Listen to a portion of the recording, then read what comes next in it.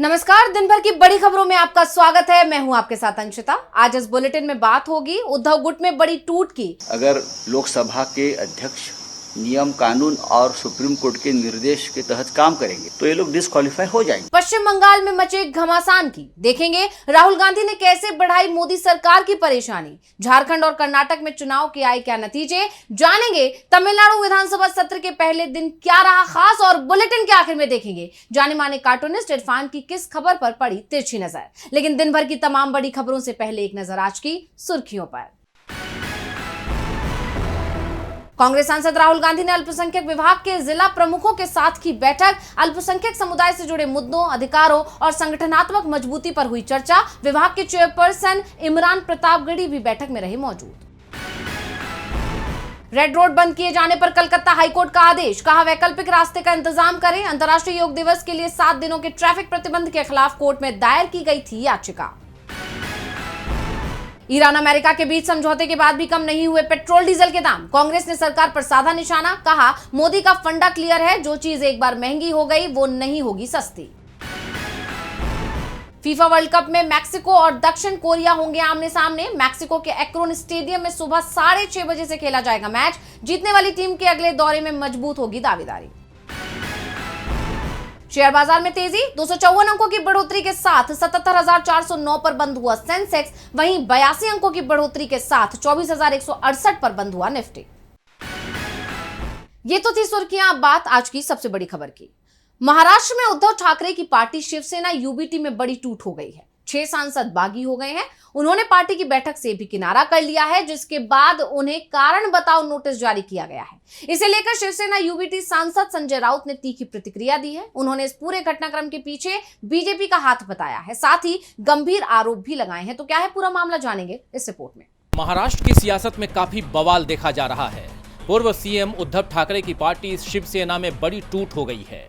6 बागी सांसदों की तरफ से लोकसभा स्पीकर ओम बिरला को खत भेजकर अलग मान्यता देने की मांग किए जाने के बाद पार्टी में भूचाल आ गया है। आनन फानन में उद्धव ठाकरे ने सभी सांसदों की बैठक बुलाई, लेकिन इसमें भी उन्हें झटका ही मिला। 9 में से केवल 3 ही लोकसभा सांसद अरविंद सावंत, अनिल देसाई और राजाभाऊ वाजे इस बैठक में पहुंचे, जिसके बाद ये साफ हो गया है कि 6 बागी सांसद अब पार्टी से अलग होने का मन बना चुके हैं। यानी जो खेल बंगाल में चल रहा था वही खेल महाराष्ट्र में भी देखने को मिल रहा है। ऐसे में उद्धव गुट भड़का हुआ है। पार्टी की तरफ से बागी सांसदों को 7 दिन के अंदर कारण बताओ नोटिस जारी कर दिया गया है। उनके खिलाफ कड़े एक्शन की तैयारी चल रही है। इसकी जानकारी देते हुए संजय राउत ने क्या कुछ बताया है, जरा सुन लीजिए। 7 दिन का उनको जवाब के लिए टाइम दिया है। बाद में देख लेंगे। अभी वो प्रोसेस शुरू हो गया, हम उनको डिस्क्वालीफाई करने की पूरी कोशिश करेंगे। अगर लोकसभा के अध्यक्ष नियम कानून और सुप्रीम कोर्ट के निर्देश के तहत काम करेंगे तो ये लोग डिस्क्वालीफाई हो जाएंगे। तो संजय राउत यही नहीं रुके।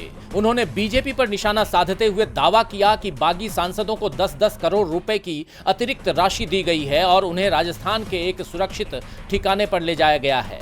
उन्होंने सुप्रीम कोर्ट और चुनाव आयोग पर भी गंभीर आरोप लगाए। राउत ने कहा कि जो हो रहा है उसमें गुनाहगार सुप्रीम कोर्ट भी है।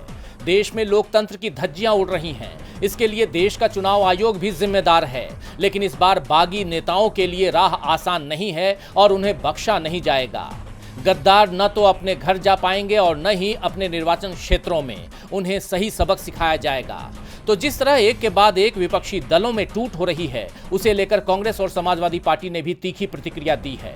कांग्रेस सांसद जयराम रमेश ने जहां गृह मंत्री अमित शाह पर हमला बोलते हुए कहा कि वो एनडीए यानी नेशनल डेमोक्रेटिक अलायंस को नेशनल डिफेक्टर्स अलायंस यानी दल बदलुओं का गठबंधन बनाने पर तुले हुए हैं। वहीं समाजवादी पार्टी के विधायक अबू आजमी ने ऐसे मामले के लिए नए कानून की मांग करते हुए कहा, अब जो भी हो उद्धव ठाकरे जी का हो या ममता बनर्जी का हो या किसी का भी हो, लेकिन इस तरह से पार्टी से चुन कर आने के बाद बगावत करने वालों के खिलाफ कोई नया कानून बनना चाहिए। जो हो रहा है मनमानी नहीं कर सकते। तो साफ है कि विपक्षी दलों में जारी टूट फूट के खिलाफ अब बड़ा मोर्चा खुलने वाला है। महाराष्ट्र में उद्धव गुट ने तो बागियों पर शिकंजा कसने की तैयारी कर ही ली है। साथ ही दूसरे विपक्षी दल भी इस मामले में एकमत दिख रहे हैं। अब देखना यह होगा कि सांसदों को तोड़ने का यह सिलसिला कहां जाकर थमता है। बीजेपी महाराष्ट्र में भी वही रणनीति अपना रही है जो उसने बंगाल में अपनाई थी और अब टीएमसी में टूट के बाद बंगाल में एक बड़ा विवाद खड़ा हो गया है। रातों रात पूर्व मुख्यमंत्री ममता बनर्जी की 20 साल पुरानी सुरक्षा हटा ली गई, जिसे लेकर टीएमसी ने बदले की राजनीति और एक बड़ी साजिश का आरोप लगाया है। वहीं कलकत्ता से लेकर मध्य प्रदेश हाई कोर्ट तक पार्टी और उसके नेताओं के जुड़े अहम फैसले आए हैं। कुल मिलाकर ऋतव्रत बनर्जी के एलओपी बने रहने और अभिषेक बनर्जी पर मंडराती गिरफ्तारी के खतरे ने बंगाल की सियासत को पूरी तरह गरमा दिया है। देखिए रिपोर्ट। पश्चिम बंगाल की सियासत में इस वक्त जबरदस्त भूचाल आया हुआ है। बीती 17 जून की रात 9 बजे कोलकाता में पूर्व मुख्यमंत्री ममता बनर्जी के आवास के बाहर अचानक सन्नाटा पसर गया। टीएमसी नेताओं का दावा है कि ममता बनर्जी के साथ पिछले 20 सालों से तैनात उनके सभी पर्सनल सिक्योरिटी ऑफिसर रातों रात हटा दिए गए हैं। टीएमसी ने इसके लिए सीधे सीएम सुवेंदु अधिकारी को जिम्मेदार ठहराते हुए इसे एक बड़ी राजनीतिक साजिश बताया है। पार्टी सांसद डेरेक ओब्रायन ने मौके से वीडियो शेयर कर आरोप लगाया कि टीएमसी नेताओं पर हो रहे हमलों के बीच ममता बनर्जी को जानबूझकर अकेला और असुरक्षित किया जा रहा है। वहीं दूसरी तरफ कलकत्ता हाईकोर्ट ने टीएमसी के बागी विधायक ऋतव्रत बनर्जी को नेता प्रतिपक्ष बनाए जाने के फैसले पर अंतरिम रोक लगाने से साफ इनकार कर दिया है। ममता गुट के शोभन देव चट्टोपाध्याय ने इसके खिलाफ कोर्ट का दरवाजा खटखटाया था। बागी गुट का दावा है कि उन्हें टीएमसी के कुल 80 में से 58 विधायकों का भारी समर्थन मिला हुआ है। अदालत ने शोभन देव की याचिका मंजूर जरूर कर ली है और अगली सुनवाई 28 जुलाई को तय की है। तब तक ऋतव्रत ही नेता प्रतिपक्ष बने रहेंगे। मुश्किलों के इस दौर में टीएमसी महासचिव अभिषेक बनर्जी को भी मध्य प्रदेश हाईकोर्ट से झटका लगा है।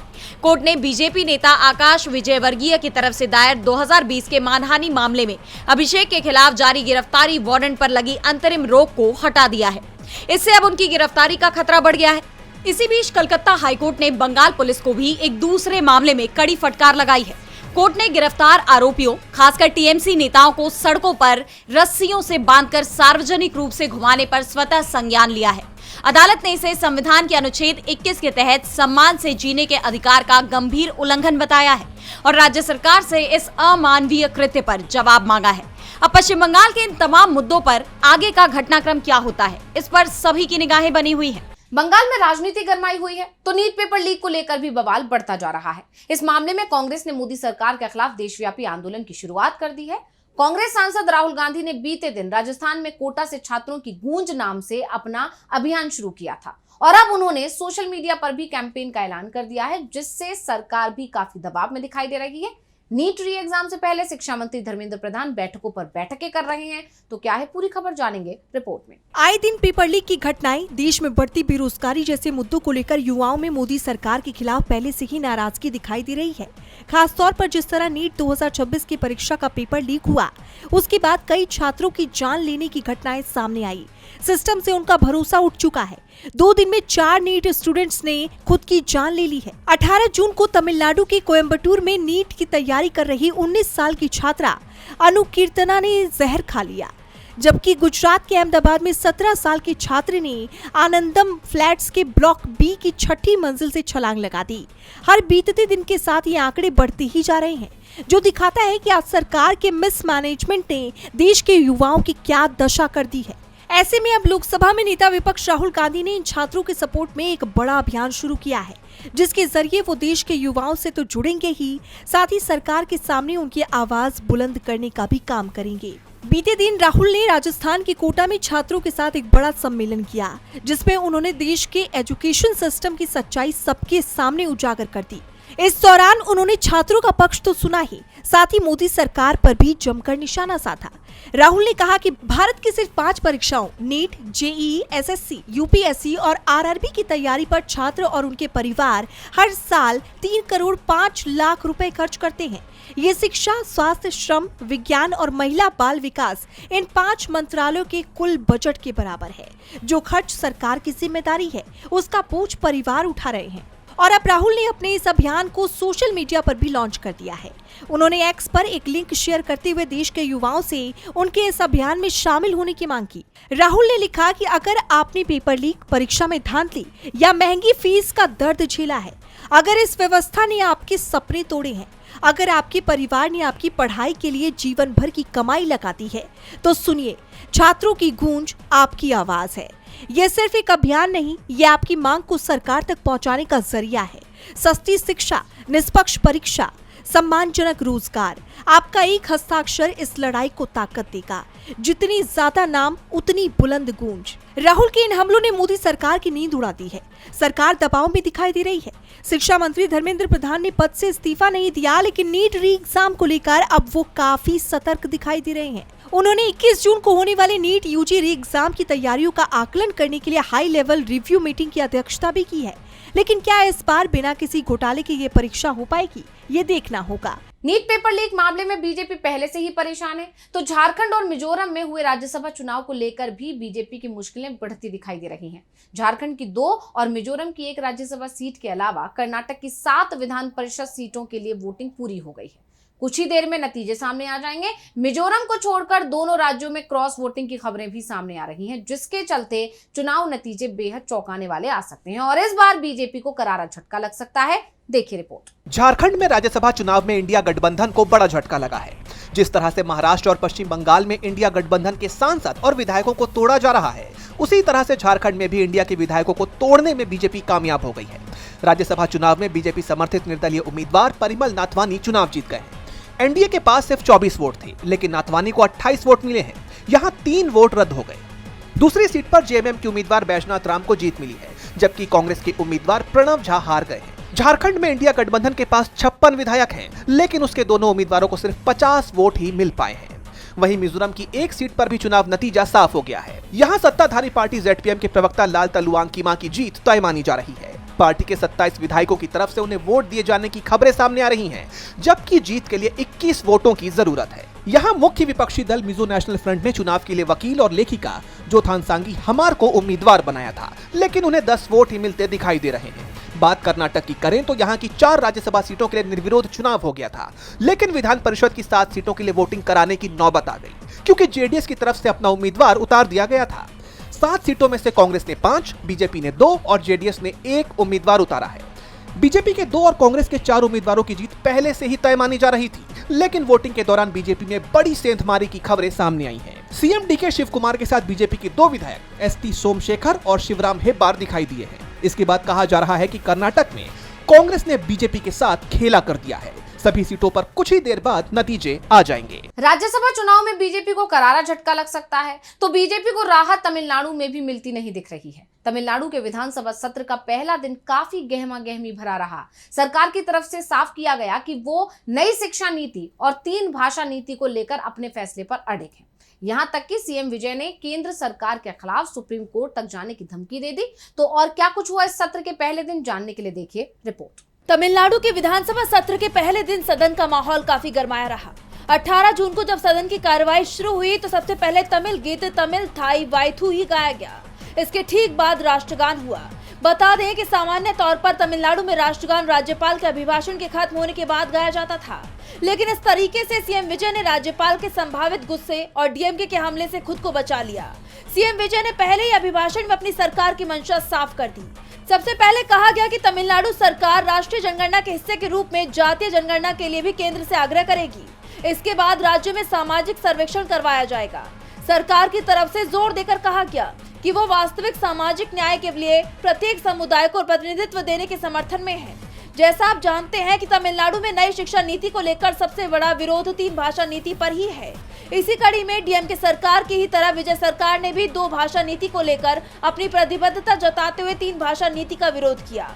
उन्होंने साफ किया कि राज्य सरकार 1968 में पूर्व मुख्यमंत्री सीएन अन्नादुरै द्वारा अपनाई गई 2 भाषा नीति का पालन करेगी। इसके अलावा विजय सरकार का राज्यपाल अभिभाषण मुख्य तौर पर केंद्र और राज्य के संबंधों को लेकर रहा। राज्य सरकार की तरफ से साफ किया गया कि केंद्र के साथ वित्तीय संसाधनों के बंटवारे के लिए राज्य सरकार विधानसभा में एक प्रस्ताव पारित करेगी। इसके बाद भी अगर उचित हिस्सा नहीं मिलता है तो फिर सरकार वकीलों की एक विशेष टीम तैयार करके इस मामले को सुप्रीम कोर्ट तक ले जाएगी। इतना ही नहीं, इस टीम के जरिए राज्य सरकार एक रिपोर्ट भी तैयार करेगी जिसमें तमिलनाडु के साथ कथित तौर पर होने वाले भेदभाव की जानकारी सार्वजनिक की जाएगी। सवाल उठ रहे हैं कि क्या वाकई में सीएम विजय केंद्र सरकार के खिलाफ सुप्रीम कोर्ट जाएंगे? तो सवाल राम मंदिर में कथित चोरी को लेकर भी खड़े हो रहे हैं। इस मामले में चौथे दिन भी एसआईटी की टीम ने जांच जारी रखी। इस बीच मंदिर ट्रस्ट के महासचिव चंपत राय के सीएम योगी के कार्यक्रम में जाने को लेकर बड़ी अपडेट सामने आई है। और इन सब के बीच मंदिर ट्रस्ट को पिछले 5 साल का हिसाब किताब देने के लिए लीगल नोटिस जारी हो गया है। तो क्या है इस खबर को लेकर पूरी जानकारी जानेंगे रिपोर्ट में। अयोध्या के राम मंदिर में दान पेटी से हुई चोरी के मामले में सियासत और जांच दोनों तेज हो गई है। स्पेशल इन्वेस्टिगेशन टीम पिछले 4 दिनों से अयोध्या में डेरा डाले हुए है। जांच के चौथे दिन एसआईटी की टीम राम मंदिर परिसर पहुंची। टीम ने रामनिवास मंदिर स्थित ट्रस्ट के कैंप कार्यालय की भी बारीकी से जांच की। सूत्रों के मुताबिक राम मंदिर परिसर के सीसीटीवी फुटेज से छेड़छाड़ की बात सामने आई। एसआईटी ने ट्रस्ट के सदस्य डॉक्टर अनिल मिश्रा, टिन्नू यादव और नोटों की गिनती करने वाले प्रभारियों से पूछताछ की। इस गहमा गहमी के बीच उत्तर प्रदेश के मुख्यमंत्री योगी आदित्यनाथ शुक्रवार को अयोध्या के दौरे पर आ रहे हैं। उनके प्रस्तावित कार्यक्रमों में राम मंदिर में दर्शन पूजन भी शामिल है, लेकिन चढ़ावा विवाद के कारण एक बड़ा राजनीतिक फैसला लिया गया है। ट्रस्ट के महासचिव चंपत राय को मुख्यमंत्री के मंदिर कार्यक्रम से दूर रहने के निर्देश दिए गए हैं। जिला प्रशासन के प्रोटोकॉल निर्देश के बिंदु संख्या 29 में चंपत राय से कहा गया है कि वो इसके लिए अपना कोई प्रतिनिधि नामित कर दें। ये मामला सिर्फ जांच तक सीमित नहीं है। बिहार के बक्सर से आरजेडी सांसद सुधाकर सिंह ने ट्रस्ट के शीर्ष पदाधिकारियों को एक लीगल नोटिस भेजा है। इसमें अध्यक्ष महंत नृत्य गोपाल दास, महासचिव चंपत राय और कोषाध्यक्ष स्वामी गोविंद देव गिरी से पिछले 5 सालों के दान, ऑडिट रिपोर्ट, बैंक खातों और जमीन खरीद का पूरा ब्यौरा मांगा गया है। नोटिस का जवाब देने के लिए 3 दिन का समय दिया गया है, वरना कानूनी कार्रवाई की चेतावनी दी गई है। कुल मिलाकर इस मामले में काफी कुछ देखने को मिल रहा है। अब इस घटनाक्रम में आगे क्या होता है, ये देखना दिलचस्प होगा। एसआईटी जांच के बीच ट्रस्टियों को लीगल नोटिस जारी कर दिया गया है। तो नीट का पेपर दोबारा लीक ना हो, इसलिए सरकार ने टेलीग्राम ऐप पर रोक लगा दी है, जिसके बाद टेलीग्राम ने अदालत का दरवाजा खटखटाया और इस पर 18 जून को सुनवाई हुई, जहां सरकार और टेलीग्राम दोनों पक्षों की तरफ से दलीलें रखी गई। मामले की सुनवाई पूरी हो गई है। तो क्या कुछ हुआ अदालत में, जानेंगे रिपोर्ट में। नीट परीक्षा का पेपर लीक हुआ तो 21 जून के री एग्जाम को लीक से बचाने के लिए केंद्र सरकार ने मैसेजिंग ऐप टेलीग्राम पर 22 जून तक बैन लगा दिया है। अब ये पूरा मामला दिल्ली हाईकोर्ट पहुंच गया है। टेलीग्राम ने सरकार के इस फैसले को चुनौती दी, जिस पर कोर्ट में काफी तीखी बहस देखने को मिली। जस्टिस तेजस कारिया की अदालत में इस अहम मामले की सुनवाई हुई। सरकार की तरफ से सॉलिसिटर जनरल तुषार मेहता ने बेहद कड़ा रुख अपनाते हुए अदालत में एक बड़ा दावा किया। टेलीग्राम अब आतंकवादी गतिविधियों के लिए सबसे आसान और सुविधाजनक प्लेटफॉर्म बन गया है। अगर इस ऐप पर कुछ गलत होता है तो क्या कंपनी इसकी जिम्मेदारी लेगी? इसका बैक डेटिंग फीचर, जिससे पुरानी तारीख और समय सेट किया जा सके, एक असली खतरा है। इस ऐप पर लोग बिना अपना फोन नंबर दिखाए चैटिंग करते हैं, जिससे स्कैमर्स और अपराधियों को ट्रेस कर पाना बहुत मुश्किल हो जाता है। बैन लगाने में इमरजेंसी पावर का इस्तेमाल हुआ है और नियम के तहत 48 घंटे के अंदर कैबिनेट सचिव की कमेटी ने कंपनी का पक्ष भी सुना था। टेलीग्राम की तरफ से वरिष्ठ वकील ध्रुव मेहता ने बैन के आदेश में कानूनी खामियां बताई। उन्होंने कहा कि सरकार के आदेश में स्पष्ट लिखित कारणों का अभाव है। सचिव की संतुष्टि साफ होनी चाहिए। सिर्फ एक ऐप बैन कर देने से पेपर लीक नहीं रुकेंगे। जो लोग पेपर लीक करना ही चाहते हैं, वो किसी भी दूसरी ऐप का इस्तेमाल कर लेंगे। बहस के बीच हाईकोर्ट ने सरकार से एक बेहद अहम सवाल पूछा, क्या आप किसी के अधिकार को प्रोटेक्ट करने के लिए दूसरे के अधिकार को ब्लॉक कर सकते हैं? मामले की सुनवाई पूरी हो गई है और फैसला सुरक्षित रख लिया गया है। कोर्ट का फैसला ही तय करेगा कि भारत में टेलीग्राम का भविष्य क्या होगा। और बुलेटिन के आखिर में देखेंगे जाने माने कार्टूनिस्ट इरफान की किस खबर पर पड़ी तिरछी नजर।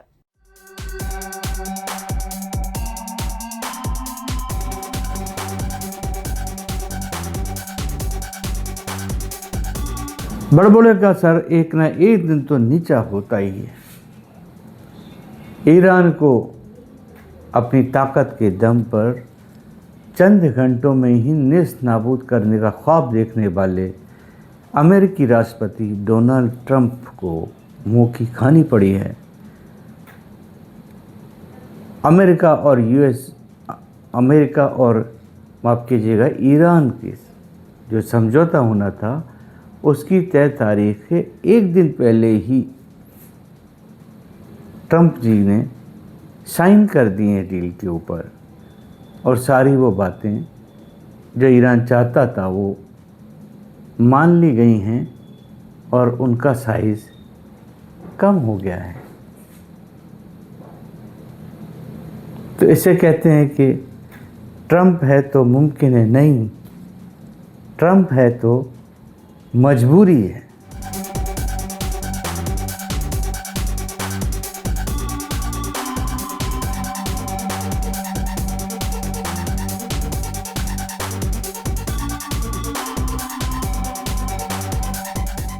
बहुत बहुत शुक्रिया इरफान जी। तो आज इस बुलेटिन में इतना ही। आप देखते रहिए डीवी लाइव। नमस्कार।